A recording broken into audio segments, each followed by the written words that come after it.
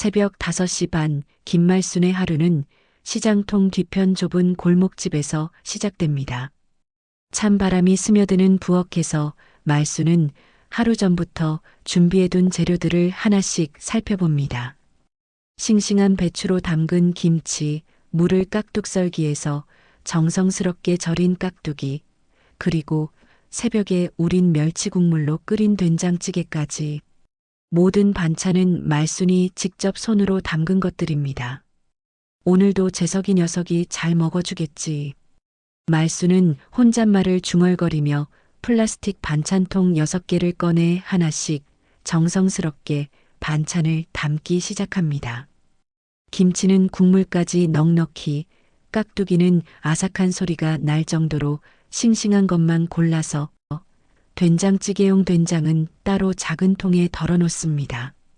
멸치볶음은 고소하게, 시금치 나물은 간이 적당히 배도록, 콩나물 무침은 아삭함이 살아있게 담아냅니다. 6개의 반찬통이 알차게 채워지자 말순의 얼굴에 만족스러운 미소가 번집니다. 말순은 30년 넘게 시장에서 채소 장사를 해왔습니다. 새벽 4시에 일어나 도매시장으로 향해 그날 가장 싱싱한 채소들을 눈으로 골라내는 일, 하루 종일 서서 손님들과 정겨운 흥정을 벌이는 일이 말순에게는 자연스러운 일상이었습니다. 손은 거칠어졌지만 마음만큼은 여전히 따뜻했고, 특히 아들 재석과 며느리 은경에 대한 사랑은 그 무엇보다도 깊고 진실했습니다. 아들이 서울로 직장을 옮긴 지 벌써 3년이 지났습니다. 처음에는 서운했지만 재석이 좋은 공무원 자리를 얻었다는 소식에 말순은 마음속으로 기뻐했습니다.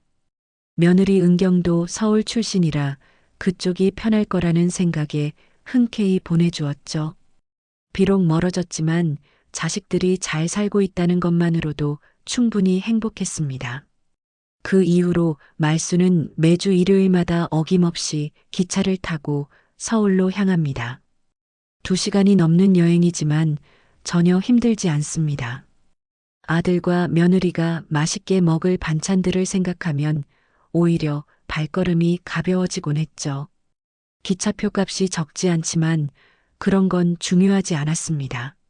자식들이 제대로 된 음식을 먹고 있는지, 건강하게 지내고 있는지가 더 걱정되었거든요. 오늘도 어김없이 일요일 오전 10시 말순은 큰 보따리에 반찬통들을 정성스럽게 싸서 기차역으로 향합니다. 무거운 보따리를 들고 가는 길이지만 마음은 설렙니다. 기차 안에서도 보따리를 무릎에 얹고 조심스럽게 품고 있습니다. 혹시라도 국물이 새거나 반찬이 흔들려서 맛이 변할까봐 걱정이 되거든요. 서울역에 도착해서 지하철을 갈아타고 아들이 사는 아파트 단지에 도착하니 정오가 조금 넘었습니다. 높은 아파트들이 즐비한 단지를 바라보며 말순은 새삼 감회가 새롭습니다.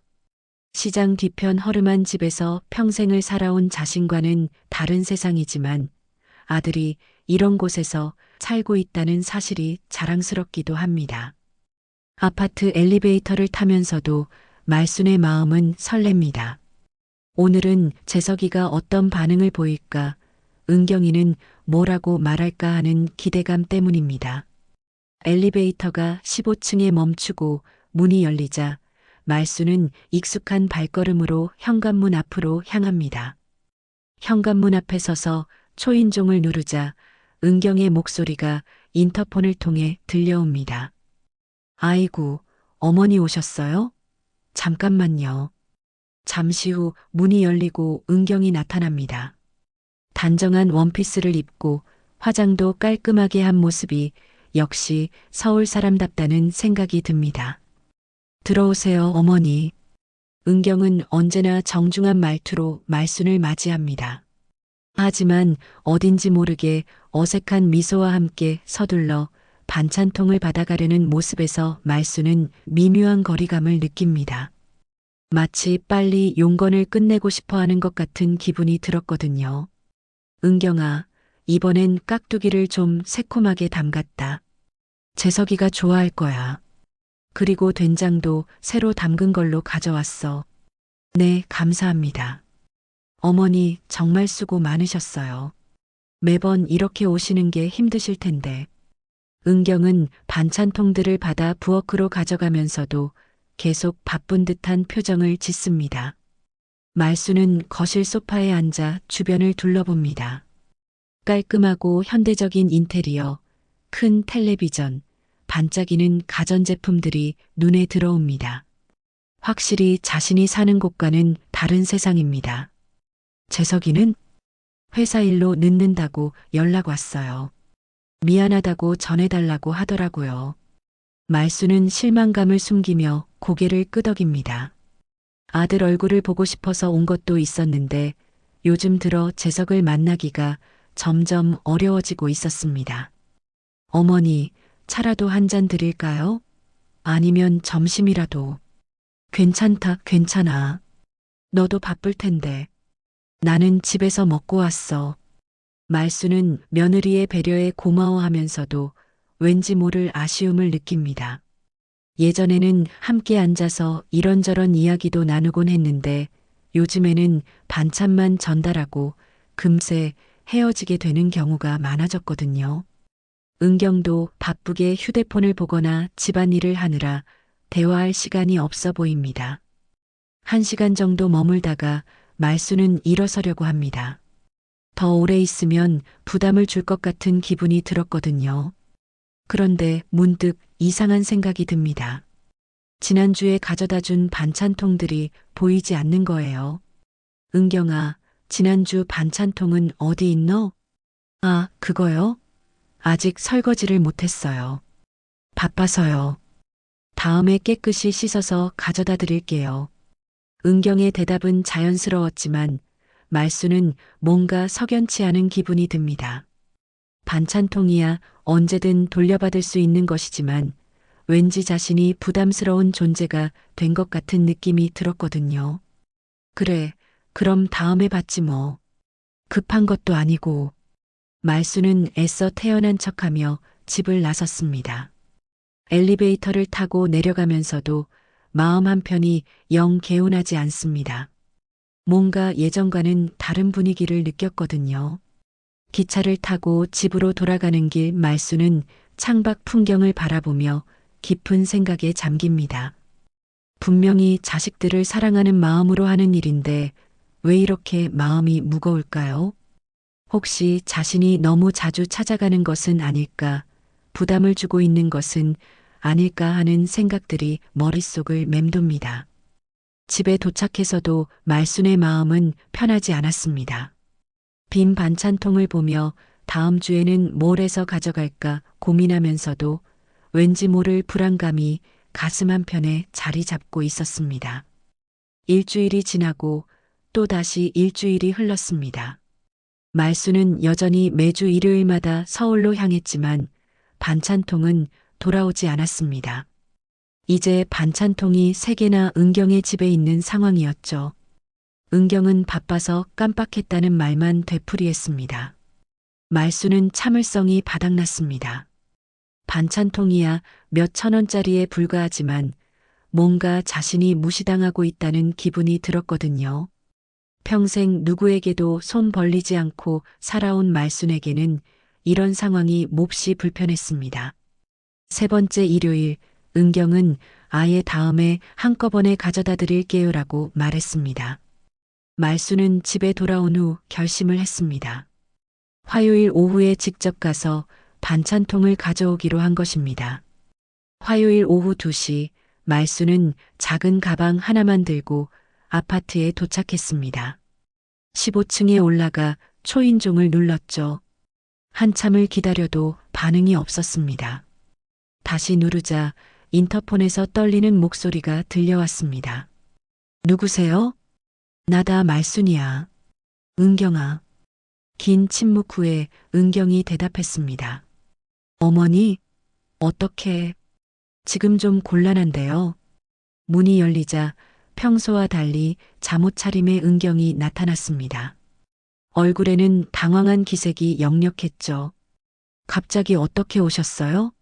연락도 없이 반찬통 좀 가져가려고 계속 까먹는다 하길래 내가 직접 가져가면 되겠다 싶어서. 은경은 문틈 사이로 서서 말순이 집 안으로 들어오는 것을 막고 있었습니다. 지금 정말 곤란해요. 집이 너무 지저분해서. 뭔 소리고. 나 네 시어머니인데. 잠깐만 들어가서 반찬통만 챙기면 되잖아. 말순이 한 걸음 앞으로 나서자 은경은 더욱 당황하며 문을 막아섰습니다. 바로 그때 엘리베이터에서 높은 하이힐 소리가 들려왔습니다. 검은 정장을 입은 여성이 자신감 넘치는 걸음으로 다가왔습니다. 말순을 보고 의아한 표정을 지었죠. 은경아, 이분은? 아, 서진아. 이분은 저희 시어머니세요. 아, 안녕하세요. 저는 은경이 친구 최서진이에요. 이 아파트 입주자 대표예요. 서진의 시선이 말순의 가방에 머물렀습니다. 그리고는 은경을 바라보며 의미심장한 눈빛을 보냈죠. 은경아, 혹시 요즘 집에 무슨 일 없었어? 며칠 전에 다른 동에서 누가 남의 집에서 뭔가 가져갔다던데. 순간 분위기가 싸늘해졌습니다. 서진의 말은 분명히 말순을 겨냥한 것이었습니다. 뭔 소리입니까? 누가 뭘 가져갔다는 거예요? 아, 그냥 요즘 소소한 분실사고가 있어서요. 그런데 어르신 가방이 좀 무거워 보이네요. 서진은 태연한 척했지만 시선은 계속 말순의 가방을 향했습니다. 마치 그 안에 뭔가 수상한 것이 들어있다고 의심하는 듯 했죠. 그리고 은경아, 오늘 관리사무소에서 연락 올 거야. CCTV 점검한다고 하더라. 요즘 출입이 복잡해져서. 말순은 더욱 당황했습니다. CCTV라니 마치 자신을 범죄자 취급하는 것 같았거든요. 그럼 저는 들어가 볼게요. 은경아, 조심하고. 서진이 떠나자 현관 앞에는 무거운 침묵이 흘렸습니다. 은경의 얼굴은 창백했고 말순은 분노와 당황이 뒤섞인 복잡한 기분이었죠. 은경아, 방금 그 사람 말이 무슨 뜻이노? 아무 뜻 없어요. 서진이가 오지랖이 넓어서 그래요. 신경 쓰지 마세요. 하지만 은경의 표정은 여전히 어두웠습니다. 뭔가 숨기고 있는 기색이 역력했죠. 그럼 반찬통만 주고 갈게. 정말 지금은 안 돼요. 내일 제가 직접 가져다 드릴게요. 말순은 화가 났습니다. 자신의 반찬통을 가져가겠다는데 왜 이렇게까지 막는 건지 이해할 수 없었거든요. 도대체 뭐가 문제인 거야? 내가 무슨 남인가? 반찬통 하나 가져가는 게 그리 대단한 일인가? 어머니, 목소리 좀 낮추세요. 이웃들이 다 들어요. 은경은 주변을 둘러보며 말순을 달랬습니다. 하지만 말순의 마음속에는 서운함과 분노가 치밀어 올랐습니다. 좋다. 그럼 내일 꼭 가져다 줘라. 이번엔 진짜 약속이다. 네, 알겠어요. 말순은 더 이상 말하지 않고 돌아섰습니다. 엘리베이터를 기다리는 동안에도 뒤에서 은경이 바라보는 시선이 느껴졌지만 돌아보지 않았습니다. 그런데 다음 날 저녁이 되어도 은경에게서는 연락이 오지 않았습니다. 말순은 재석에게 전화를 걸어봤지만 재석은 반찬통쯤이야 언제든 가져오겠지며 대충 넘어갔습니다. 재석의 무심한 대답에 말순은 더욱 서운했습니다. 자신에게는 소중한 문제인데 아들에게는 그저 사소한 일로 여겨지는 것 같았거든요. 이틀이 지나고 사흘이 지나도 은경은 나타나지 않았습니다. 말순은 점점 불안해졌습니다. 서진의 말이 자꾸 머릿속에 맴돌았거든요. 누가 남의 집에서 뭔가 가져갔다는 그 말이요. 설마 자신을 의심하는 건 아니겠지만 왠지 모르게 불길한 예감이 들었습니다.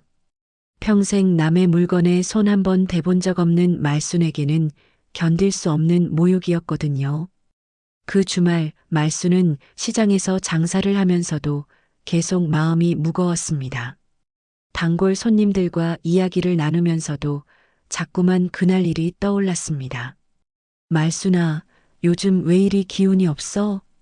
별일 없어? 그냥 좀 피곤해서. 하지만 말순의 마음속에는 어두운 구름이 끼어 있었습니다. 뭔가 큰 일이 벌어질 것 같은 불안감이 계속 따라다녔거든요. 월요일 아침 말순은 결국 참을 수 없어서 다시 서울로 향했습니다. 이번에는 반찬을 들고 가지 않았습니다. 그저 반찬통만 찾으러 가는 것이었으니까요. 하지만 아파트에 도착했을 때 말순을 기다리고 있던 것은 전혀 예상하지 못한 일이었습니다.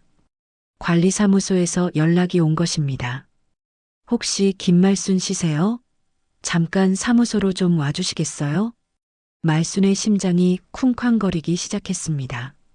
무슨 일인지 알 수는 없었지만 분명히 좋은 일은 아닐 것 같았거든요. 말순의 다리가 후들거렸습니다. 관리사무소로 가는 짧은 거리가 마치 천리 길처럼 느껴졌죠. 가슴 한편이 답답하고 무거웠습니다. 관리사무소 문을 열고 들어가자 정장을 입은 중년 남성이 말순을 맞았습니다. 앉으세요, 어르신. 무슨 일인지나 먼저 말해보소. 말순은 바로 본론을 물었습니다. 입주민 분실 신고가 들어와서요. 조사차 CCTV를 확인해야 하는데 어르신께서 나오셔서 연락드렸습니다. 관리소장의 말에 말순은 순간 머릿속이 하얘졌습니다. 누가 뭘 잃어버렸다는 거요? 정은경 씨 댁에서 귀중품이 사라졌다고 신고가 들어왔습니다. 시간을 확인해 보니 어르신께서 방문하신 시간과 일치해서요. 말순은 귀를 의심했습니다. 은경이 신고를 했다고요? 자신의 시어머니를 도둑 취급해서요? 그게 무슨 소리요? 내가 뭘 가져갔다는 거요?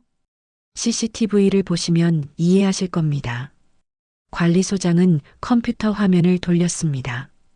화면에는 아파트 복도 CCTV 영상이 재생되고 있었죠. 영상 속에는 말순이 은경의 집 현관 앞에서 초인종을 누르는 모습이 나왔습니다. 그리고 문이 열리고 은경과 대화하는 장면도 보였죠. 여기 보세요. 어르신께서 가방을 들고 계시잖아요. 그리고 나중에 나오실 때도 같은 가방을 들고 계시고요. 그 가방에 뭐가 들었는지 확인해 볼 수 있을까요? 말순은 분노가 치밀어 올랐지만 억울함을 벗기 위해 가방을 열어 보여주었습니다. 가방 안에는 지갑, 휴대폰, 그리고 몇 개의 빈 반찬통만 들어 있었습니다. 이게 다요. 내가 뭘 훔쳤다는 거요? 그런데 정은경 씨 말로는 금 귀걸이가 없어졌다고 하는데요. 금 귀걸이? 내가 언제 그런 거 본 적 있다고 그래요? 바로 그때 관리사무소 문이 열리며 최서진이 들어왔습니다. 마치 이 상황을 예상하고 있었던 것처럼 태연한 표정이었죠. 무슨 일이에요? 분실 신고 건으로 확인 중이에요. 아, 그 일 말씀이세요? 은경이가 정말 속상해 하더라고요. 근데 어르신, 그날 집에 들어가셨나요? 들어가지도 못했어요. 은경이가 막아서 문 앞에서만 이야기했어요. 그럼 이상하네요. 어떻게 안에 있던 귀걸이가 사라질 수 있죠? 서진의 말에는 분명한 의심이 담겨 있었습니다. 관리소장이 다시 컴퓨터를 조작했습니다. 다른 각도의 CCTV 영상을 찾았죠. 여기 있네요. 이 영상을 보세요. 새로운 영상이 재생되었습니다. 말순이 은경의 집에서 나오는 모습이 더 선명하게 보였습니다. 어르신께서 나오실 때 뭔가 손에 들고 계신 것 같은데요. 말순은 화면을 자세히 봤습니다. 자신이 빈 반찬통 몇 개를 들고 나오는 모습이었죠. 그건 내 반찬통이에요. 빈 반찬통 가져오려고 갔던 거라고요. 반찬통이요? 그럼 은경 씨한테 확인해 보면 되겠네요. 관리소장이 은경에게 전화를 걸었습니다. 하지만 몇 번을 걸어도 전화를 받지 않았죠. 이상하네요. 왜 전화를 안 받으시지? 서진이 끼어들었습니다. 아, 은경이 오늘 친정에 갔어요. 이 일 때문에 스트레스 받아서 며칠 있다가 돌아올 거예요. 말수는 더욱 어이가 없었습니다. 은경이 도망간 것 같았거든요. 일단 경찰서에 신고해야겠어요. 이런 일은 전문가들이 처리하는 게 좋겠어요. 서진의 말에 말수는 깜짝 놀랐습니다. 경찰서라니 일이 너무 커지는 것 같았거든요. 잠깐만요. 경찰까지 부를 일이에요? 내가 정말 아무것도 안 가져갔다고요. 하지만 증거가 명확하지 않잖아요. CCTV에는 분명히 뭔가 들고 나오시는 모습이 나와 있고, 그럼 제가 경찰서에 연락해 볼게요. 서진이 휴대폰을 꺼내자 말수는 급하게 말렸습니다. 아니에요. 잠시만요. 나 정말 아무것도 안 가져갔어요. 믿어주세요. 하지만 서진과 관리소장의 시선은 차가웠습니다. 바로 그때 관리사무소 문이 다시 열렸습니다. 낯선 할머니 2명이 들어왔습니다. 무슨 일이에요? 복도에서 소리가 나서 분실 신고 건으로 확인 중이에요. 분실 신고요? 또 있었나요? 또요? 요즘 이동에서 자꾸 물건이 없어진다는 소문이 있잖아요. 지난주에도 누가 뭔가 잃어버렸다고 하더라고요. 할머니의 말에 분위기가 더욱 심각해졌습니다. 마치 말순이 상습범인 것처럼 여겨지는 분위기였죠. 어르신이 그분이세요? 다른 할머니가 말순을 가리키며 물었습니다. 말순은 모든 시선이 자신에게 집중되는 것을 느꼈습니다. 아니에요. 나는 그냥 며느리 집에 반찬 갖다 주러 온 거예요. 하지만 아무도 말순의 말을 믿지 않는 것 같았습니다.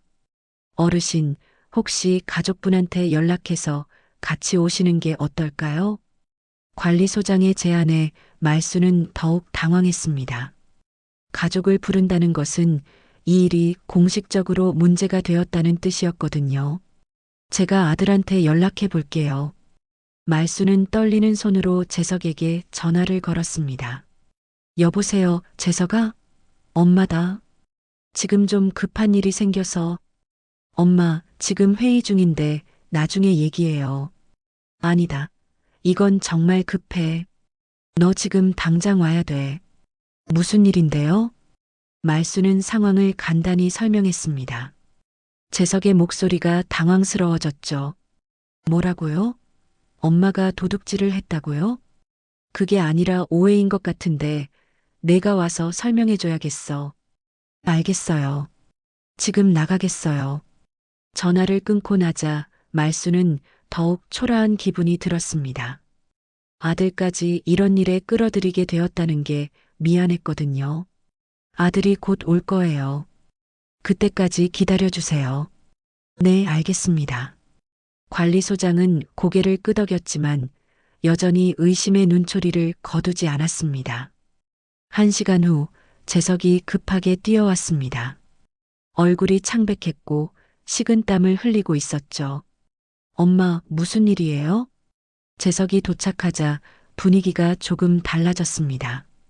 하지만 상황은 여전히 심각했죠. 아들분이 오셨네요. 상황을 설명해 드릴게요. 관리소장이 재석에게 상황을 설명하기 시작했습니다. 재석의 얼굴은 점점 어두워졌고 말수는 아들의 표정을 보며 더욱 마음이 아팠습니다. 재석의 얼굴은 점점 굳어갔습니다. 관리소장의 설명을 들으면서 상황의 심각성을 깨달은 것 같았죠.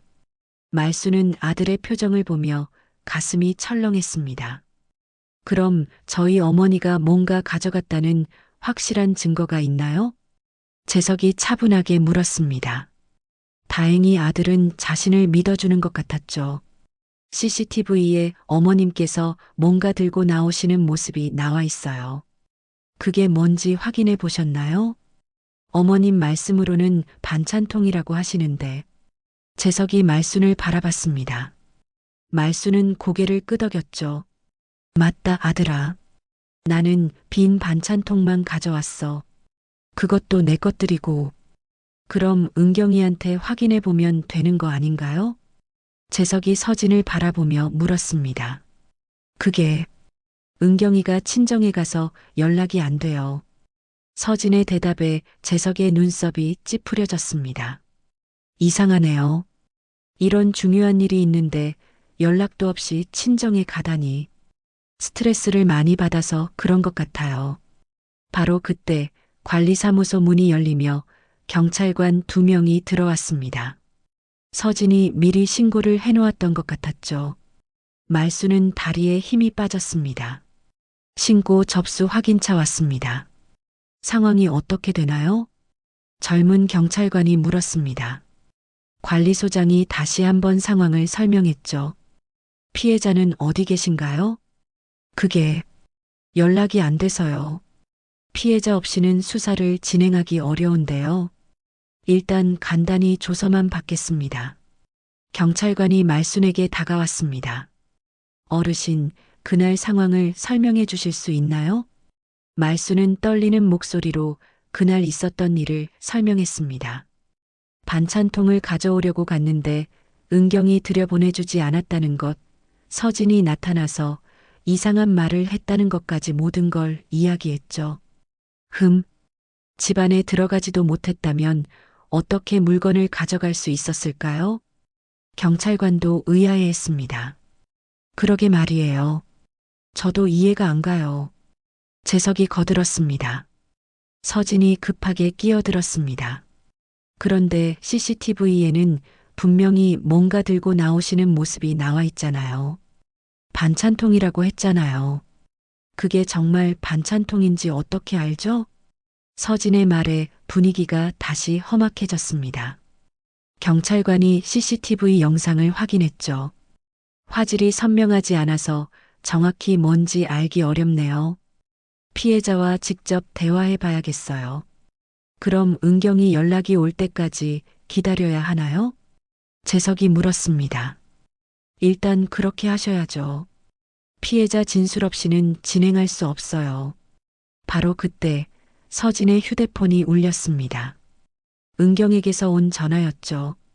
여보세요, 은경아? 지금 큰일 났어. 경찰까지 와 있어. 서진이 전화를 받더니 은경과 급하게 이야기를 나눴습니다. 모든 사람이 그 통화에 집중했죠. 네, 알겠어. 그럼 지금 당장 와. 전화를 끊고 나서 서진이 말했습니다. 은경이가 지금 오고 있대요. 30분 정도 걸릴 거예요. 그 30분이 말순에게는 지옥 같았습니다. 관리사무소 안은 무거운 침묵이 흘렀고 가끔씩 수군거리는 소리만 들려왔죠. 엄마, 괜찮아요. 진실은 밝혀질 거예요. 재석이 말순의 손을 잡아주었습니다. 하지만 말순의 마음은 편하지 않았죠. 마침내 은경이 나타났습니다. 얼굴이 창백하고 눈이 빨갛게 부어 있었죠. 마치 울고 온 것 같았습니다. 은경 씨, 와주셔서 감사합니다. 상황을 정확히 설명해 주세요. 경찰관이 은경에게 말했습니다. 그날 시어머니께서 오셨는데 은경이 말을 시작했습니다. 하지만 목소리가 떨리고 있었죠. 뭔가 이상했어요. 평소와 다르게 갑자기 오셨고 집에 들여보내달라고 계속 우기셨어요. 말수는 어이가 없었습니다. 은경이 거짓말을 하고 있었거든요. 그래서 들여보내드렸는데 잠시 화장실에 간 사이에 귀걸이가 없어졌어요. 잠깐만요. 말순이 소리쳤습니다. 나는 집에 들어가지도 못했어요. 당신이 막았잖아요. 어머니, 그러지 마세요. 저는 분명히 들여보내드렸어요. 은경의 말에 재석이 당황했습니다. 은경아, 정말이야? 엄마가 집에 들어갔다고? 네, 오빠. 미안해요. 이런 일이 생겨서 은경이 눈물을 흘리기 시작했습니다. 마치 피해자인 것처럼 연기하고 있었죠. 그럼 어머님께서 거짓말을 하신 건가요? 경찰관이 말순을 바라봤습니다. 말순은 절망적인 기분이 들었죠. 아니에요. 나는 정말 들어가지 못했어요. 하지만 당사자가 들여보내드렸다고 하는데요.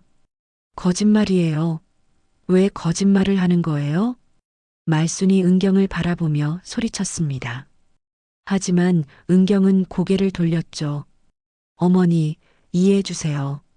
저도 어쩔 수 없었어요. 뭐가 어쩔 수 없어? 무슨 소리야? 재석도 상황을 이해할 수 없었습니다. 바로 그때 서진이 끼어들었습니다. 사실 이런 일이 처음이 아니에요. 다른 집에서도 비슷한 일이 있었거든요. 무슨 말씀이세요? 경찰관이 관심을 보였습니다. 지난달에도 같은 층에서 반지가 없어졌어요. 그때도 이상한 사람이 다녀갔다고 하더라고요. 서진의 말에 분위기가 더욱 나빠졌습니다. 마치 말순이 상습범인 것처럼 몰아가고 있었죠. 그럼 조사를 더 자세히 해봐야겠네요. 경찰관이 수첩을 꺼내며 말했습니다. 잠깐만요. 증거가 뭐가 있어요? 재석이 급하게 말했습니다. CCTV도 명확하지 않고 피해자 진술만 있는 상황 아닌가요? 하지만 당사자가 직접 증언하고 있잖아요. 서진이 반박했습니다. 말수는 점점 절망적인 기분이 들었습니다. 은경이 거짓말을 하고 있는데도 아무도 자신을 믿어주지 않았거든요. 은경아, 왜 이러는 거야? 내가 언제 당신 집에 들어갔어? 말순이 간절한 목소리로 물었습니다. 어머니, 정말 죄송해요. 하지만 사실은 사실이에요. 은경이 고개를 숙였습니다. 하지만 말수는 그 표정에서 뭔가 이상한 점을 발견했죠. 은경이 자꾸 서진을 힐끗힐끗 쳐다보고 있었거든요. 혹시 서진이 은경에게 거짓말을 하라고 시킨 건 아닐까요? 말수는 그런 의심이 들기 시작했습니다. 말순의 의심은 점점 커져갔습니다. 은경이 자꾸 서진을 쳐다보는 모습이 이상했거든요. 마치 누군가의 지시를 받고 있는 것 같았습니다. 은경아, 정말 마지막으로 한 번만 더 물어볼게. 나 정말 당신 집에 들어갔어? 말순이 간절한 눈빛으로 은경을 바라봤습니다. 은경은 잠시 주춤했습니다. 입술이 떨리면서 뭔가 말하려다가 다시 입을 다물었죠. 그 순간 서진이 은경의 어깨에 손을 올렸습니다. 은경아, 힘들겠지만 정확히 말해야 해. 이런 일이 또 생기면 안 되니까. 서진의 말에 은경은 더욱 위축되어 보였습니다. 네, 분명히 들어오셨어요. 하지만 은경의 목소리에는 확신이 없었습니다. 마치 외운 대사를 읽는 것 같았죠. 경찰관이 수첩에 뭔가를 적어 내려갔습니다. 그럼 정확히 몇 시경에 들어가셨나요? 그게 정확한 시간은 기억이 안 나는데 대략이라도요. 오후 2시쯤? 은경의 대답이 애매했습니다. 경찰관도 의아한 표정을 지었죠. CCTV 시간과 맞춰봐야겠네요. 관리소장이 다시 컴퓨터를 조작했습니다. 화면에 시간이 표시된 CCTV 영상이 나타났죠. 여기 보시면 오후 2시 17분에 어르신께서 현관 앞에 오셨네요. 그리고 2시 32분에 나가셨고요. 15분 동안 있었다는 말씀이네요. 경찰관이 은경에게 물었습니다. 네, 그런 것 같아요. 은경의 대답이 점점 부자연스러워졌습니다. 그런데 이상하네요. 재석이 끼어들었습니다. 15분 동안 있었다면 뭔가 대화도 했을 텐데 엄마 말로는 문 앞에서만 얘기했다고 하거든요. 아, 그게. 은경이 당황했습니다. 처음에는 문 앞에서 얘기하다가 나중에 들어오셨어요. 그럼 집안에서 뭘 하셨나요? 경찰관의 질문에 은경은 더욱 머뭇거렸습니다. 그냥 차 한 잔 드시고 차를 마셨다고요? 말순이 깜짝 놀랐습니다. 나는 차도 안 마셨는데요. 어머니, 분명히 차 한 잔 드셨잖아요. 언제 마셨어요? 나는 문 앞에서만 얘기했다고. 말순과 은경의 말이 계속 엇갈렸습니다. 경찰관도 혼란스러워했죠. 바로 그때 관리사무소 문이 열리며 할아버지 한 분이 들어왔습니다. 박노인이었죠. 동네에서 소문이 났는지 무슨 일인지 보러 온 것 같았습니다. 여기 무슨 일이고? 아, 박 회장님. 분실 사건으로 조사 중이에요. 관리소장이 설명했습니다. 박노인은 말순을 보더니 고개를 갸웃했습니다. 이분이 뭘 잘못했다는 거요? 그게 아니라 확인 차원에서요. 서진이 급하게 대답했습니다. 박노인이 CCTV 화면을 바라봤습니다. 그리고는 뭔가 이상하다는 듯 화면을 자세히 들여다봤죠. 잠깐만요. 이 영상 말이에요. 네. 시간대가 좀 이상한데요? 박노인의 말에 모든 사람이 화면에 집중했습니다. 여기 보세요. 2시 17분에 이분이 오셨다가 2시 32분에 나가셨다고 했잖아요. 네, 맞아요. 그런데 2시 25분경에 다른 사람도 나오네요.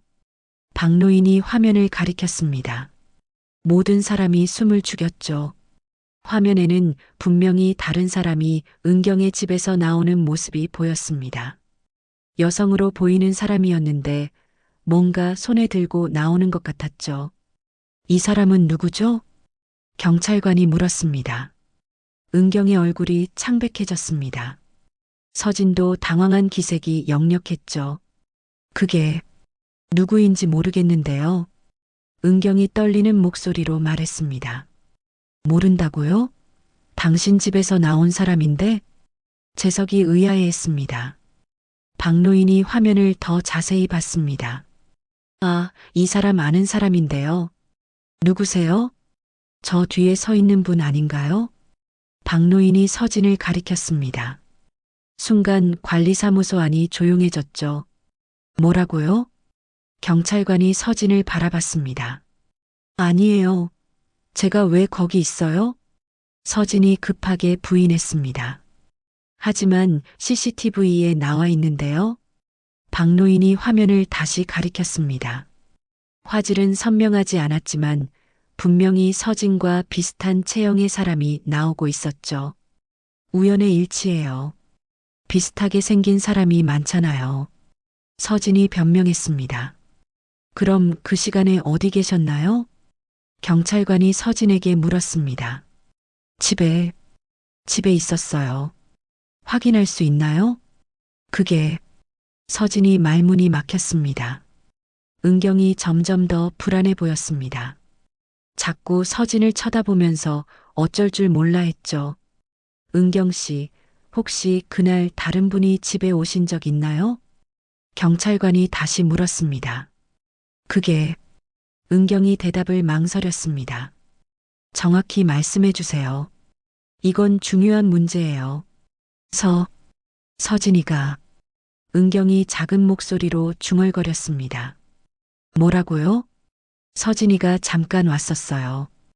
은경의 고백에 서진의 얼굴이 일그러졌습니다.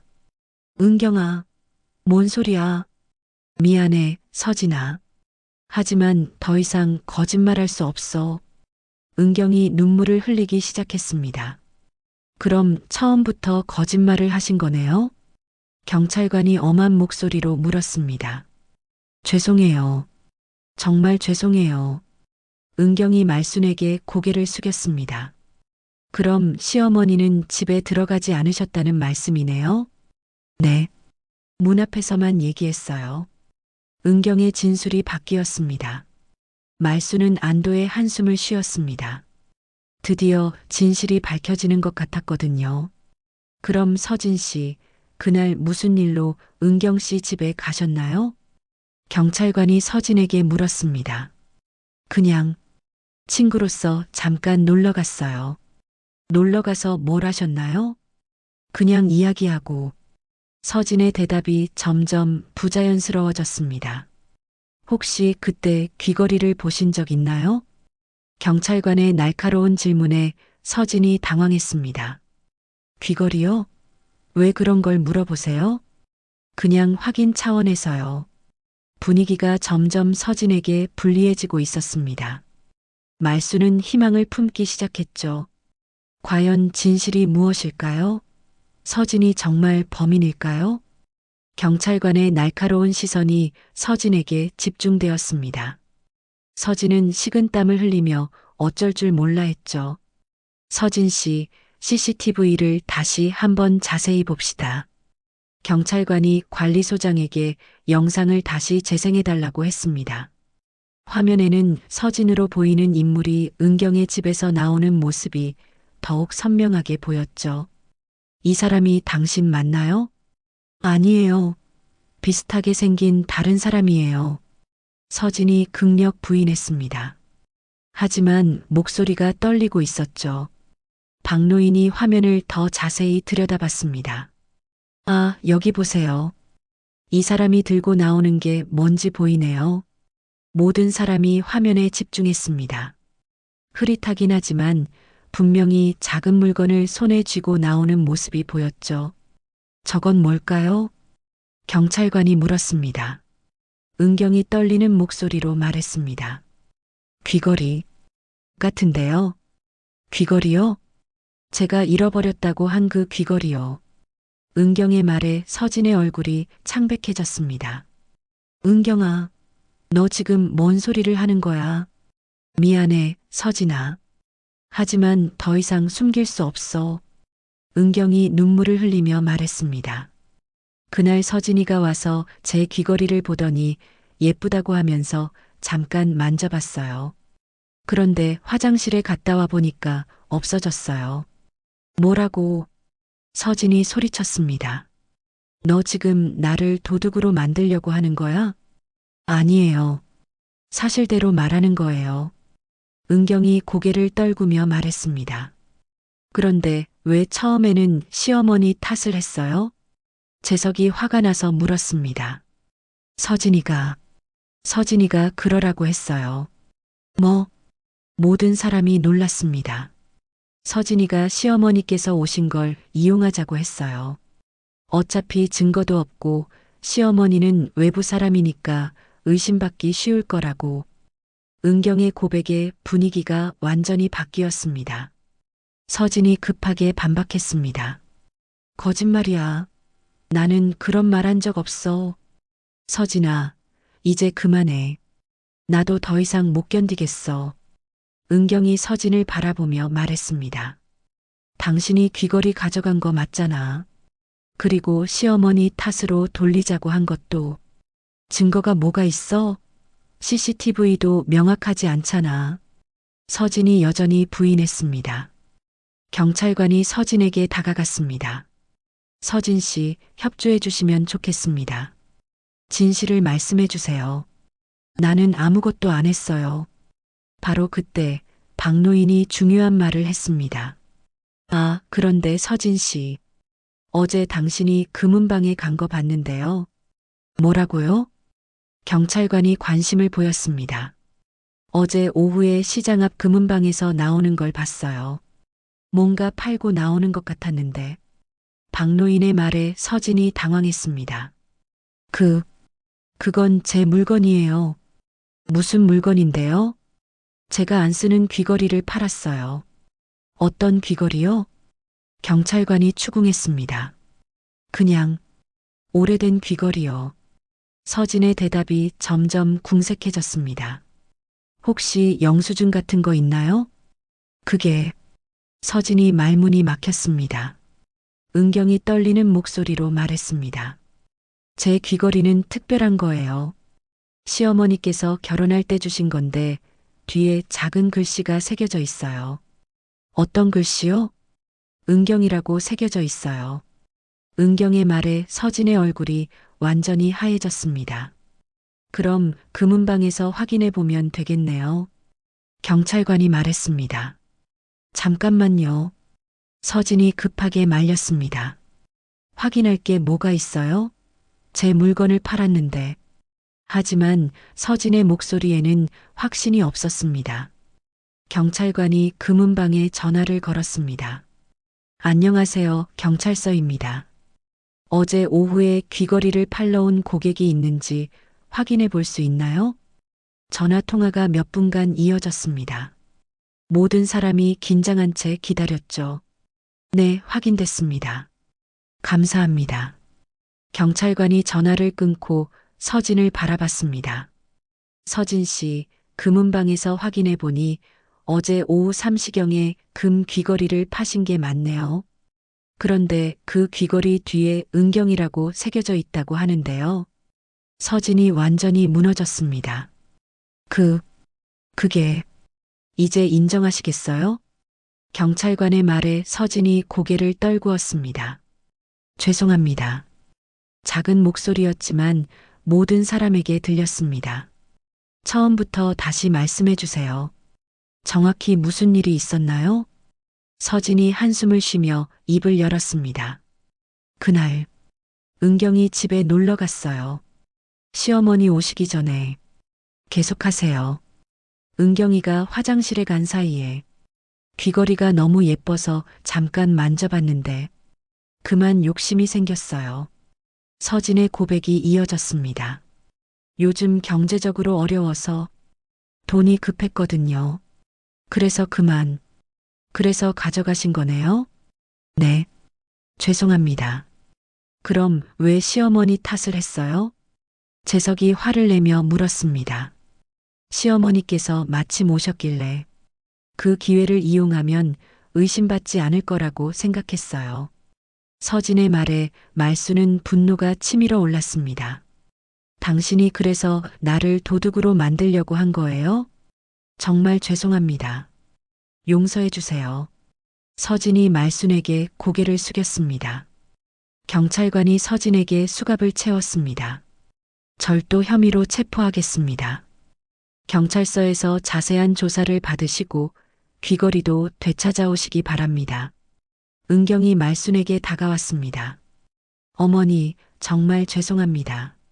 제가 너무 잘못했어요. 은경아. 말순은 복잡한 마음이었습니다. 억울함은 풀렸지만 며느리가 자신을 의심했다는 사실이 여전히 아팠거든요. 어머니, 용서해 주세요. 다시는 이런 일 없을 거예요. 은경이 눈물을 흘리며 말했습니다. 재석도 어머니에게 다가왔습니다. 엄마, 정말 죄송해요. 제가 믿지 못해서. 괜찮다. 이제 다 끝났잖아. 말순이 아들의 손을 잡았습니다. 진실은 밝혀졌지만 이 사건이 가족에게 남긴 상처는 쉽게 아물지 않을 것 같았습니다.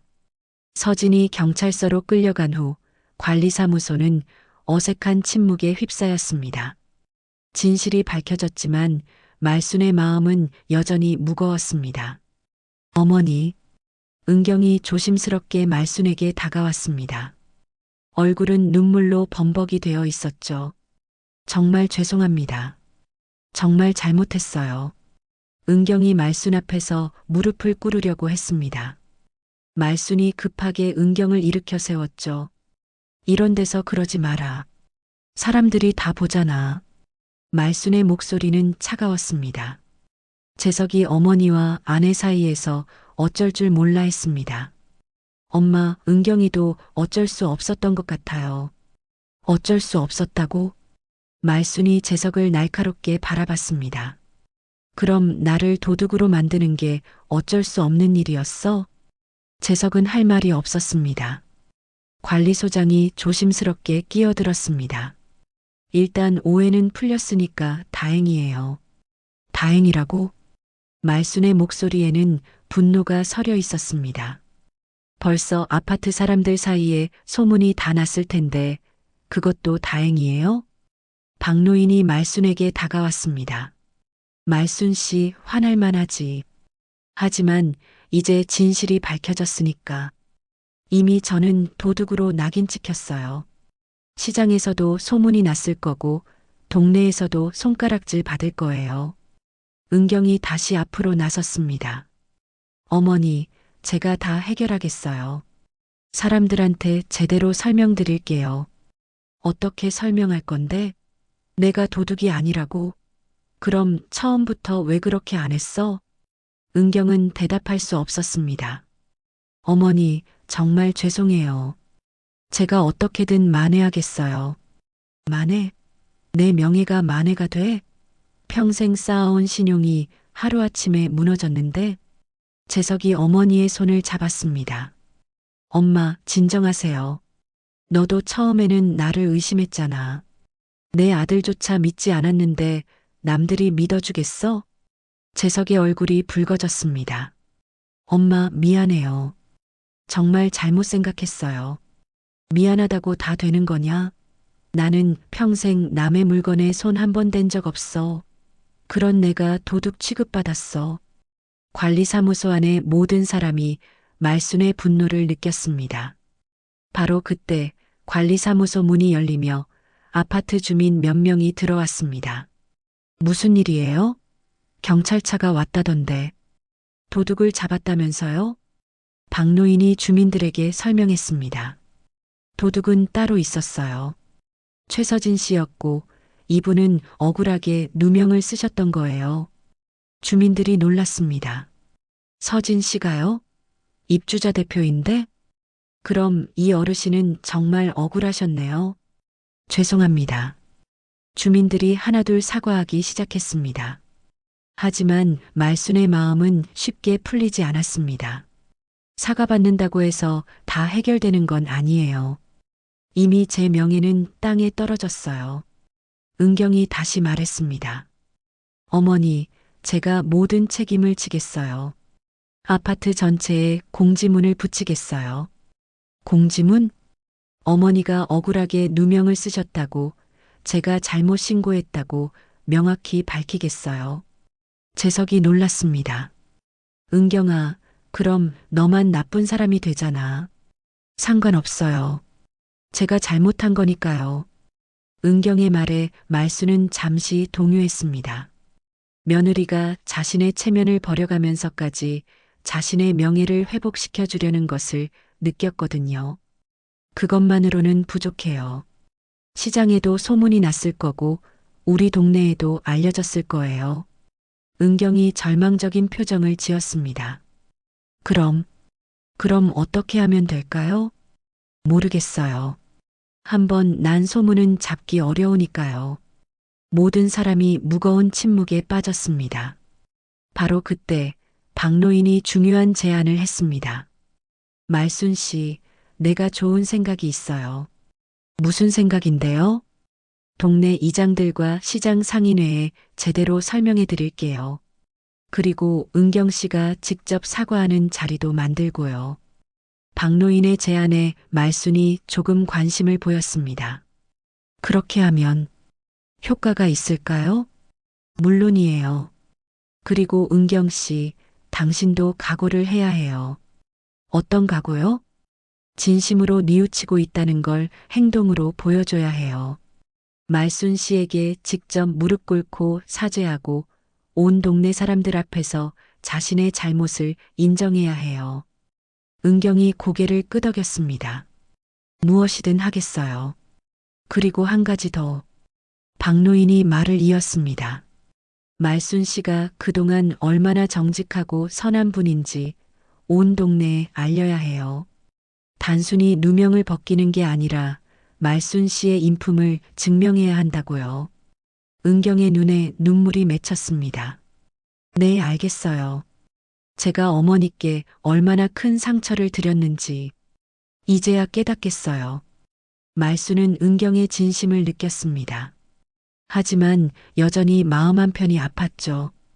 은경아, 너는 내가 어떤 사람인지 몰랐니? 3년 동안 며느리 노릇하면서 죄송해요, 어머니. 정말 죄송해요. 은경이 흐느끼기 시작했습니다. 나는 그저 내 자식들이 잘 먹고 잘 살기만 바랐는데 이런 취급을 받을 줄은 몰랐어. 말순의 목소리도 떨렸습니다. 어머니. 재석이 어머니를 부르며 다가갔지만 말순은 고개를 돌렸습니다. 오늘은 집에 가겠어. 더 이상 여기 있고 싶지 않아. 말순이 일어서자 모든 사람이 당황했습니다. 어머니, 잠깐만요. 은경이 말순을 붙잡으려 했지만 말순은 돌아보지 않았습니다. 시간이 필요해. 내 마음을 정리할 시간이. 말순이 관리사무소를 나서는 뒷모습이 너무나 쓸쓸해 보였습니다. 진실은 밝혀졌지만 깨진 마음은 쉽게 치유되지 않을 것 같았거든요. 일주일이 지났습니다. 말수는 시장에서 장사를 하면서도 마음이 편하지 않았습니다. 사람들의 시선이 여전히 부담스러웠거든요. 바로 그때 시장 입구에서 낯선 모습이 보였습니다. 은경이 정장을 입고 큰 봉투를 들고 있었거든요. 어머니, 은경이 말순에게 달려왔습니다. 얼굴에는 간절함이 가득했죠. 은경아, 여기 왜 왔어? 어머니께 드릴 게 있어서요. 은경이 봉투를 내밀었습니다. 안에는 정성스럽게 쓴 편지들이 들어 있었죠. 시장 상인분들께 드리는 편지예요. 어머니가 얼마나 훌륭한 분인지, 제가 얼마나 잘못했는지 써서 나눠드리려고요. 이런 거 안 해도 돼. 안 되겠어요. 어머니 명예를 회복시켜 드려야 해요. 은경이 시장 안으로 들어가기 시작했습니다. 말순이 급하게 따라갔죠. 안녕하세요. 저는 김말순 씨 며느리 정은경입니다. 은경은 가게마다 돌아다니며 편지를 나눠주기 시작했습니다. 지난번에 오해가 있었는데 사실은 제가 잘못한 거예요. 어머니는 정말 결백하세요. 상인들이 편지를 읽어보며 고개를 끄덕였습니다. 그래도 며느리가 이렇게까지 하는 걸 보니 진심으로 뉘우치는 것 같네. 은경은 때로는 무릎을 꿇고 사과하기도 했습니다. 정말 죄송합니다. 제가 시어머니께 큰 상처를 드렸어요. 아이고, 일어나거라. 말순이 참 좋은 며느리 덕구나. 1시간 넘게 시장을 돌아다닌 후 은경이 말했습니다. 어머니, 이제 동네에도 가서 설명드려야 해요. 박노인 회장님이 동네 이장님들을 모아놓으셨대요. 말수는 놀랐습니다. 은경이 이렇게까지 할 줄 몰랐거든요. 동네 회관에는 이미 여러 사람이 모여 있었습니다. 말순 씨 오셨네요. 박노인이 반갑게 맞아주었습니다. 은경이 앞으로 나서서 모든 사람 앞에서 무릎을 꿇었습니다. 어머니께 씻을 수 없는 누명을 씌운 것은 제 잘못입니다. 정말 죄송합니다. 아이고, 일어나세요. 사람들이 은경을 일으켜 세우려 했지만 은경은 계속 말했습니다. 어머니는 정말 훌륭한 분이세요. 3년 동안 매주 서울까지 와서 반찬을 해주셨고 저희를 위해서라면 무엇이든 해주시는 분이에요. 은경의 목소리가 떨렸습니다. 그런 어머니를 제가 의심하고 거짓말로 누명을 씌웠어요. 정말 용서받을 수 없는 일을 했습니다. 한번 상처받은 마음은 쉽게 치유되지 않아요. 어머니가 얼마나 상처받으셨을지 생각만 해도 가슴이 아파요. 사람들이 은경의 진심을 느꼈습니다. 말순 씨, 정말 좋은 며느리 두셨네요. 은경이 말순에게 다가왔습니다. 어머니, 저 정말 잘못했어요. 용서해 주세요. 말순은 더 이상 참을 수 없었습니다. 은경아, 어머니께서 그동안 저희를 얼마나 사랑해 주셨는지 이제야 제대로 알 것 같아요. 앞으로는 정말 좋은 며느리가 되겠어요. 은경이 말순의 손을 잡았습니다. 말순이 은경의 손을 꼭 잡았습니다. 괜찮다. 이제 다 끝났어. 정말 용서해 주시는 거예요? 그래. 너도 많이 힘들었을 거야.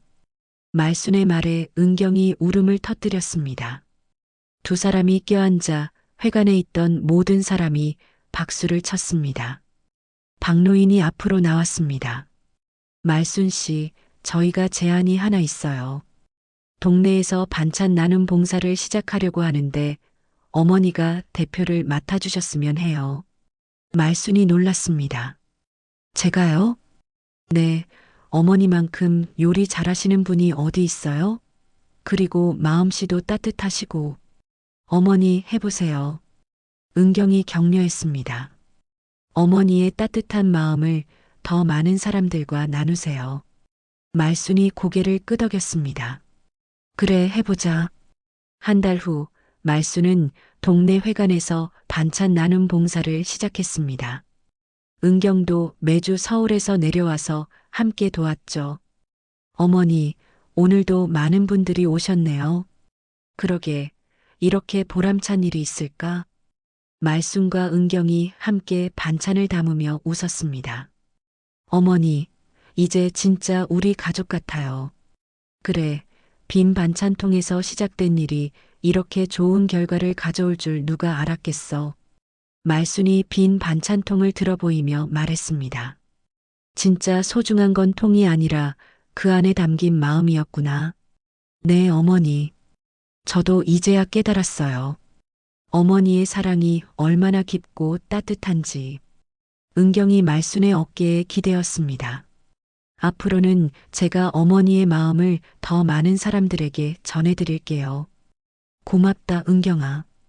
회관 밖으로는 반찬을 받으러 온 동네 사람들의 줄이 길게 늘어서 있었습니다. 말순의 따뜻한 마음이 온 동네로 퍼져나가고 있었죠. 빈통의 진짜 값은 돈으로 매길 수 없는 사랑과 신뢰였습니다. 그리고 그 소중함을 깨달은 말순과 은경의 관계는 그 어느 때보다 단단해졌습니다. 반찬통에 담긴 것은 음식이 아니라 한 가족의 진심이었고 그 진심은 이제 온 동네에 따뜻한 전통이 되어 계속 이어지고 있습니다.